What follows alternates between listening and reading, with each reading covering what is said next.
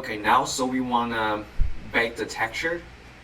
To do that, let's go to texture settings. Scroll down a little bit. So it's bake mesh maps.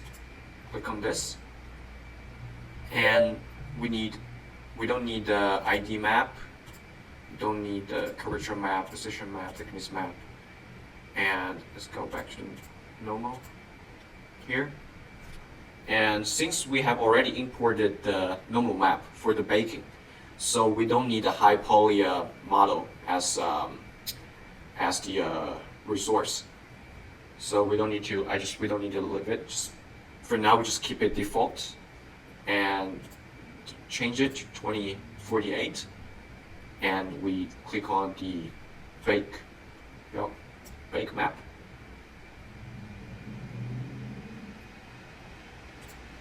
So now we can see we have a new ambient occlusion map.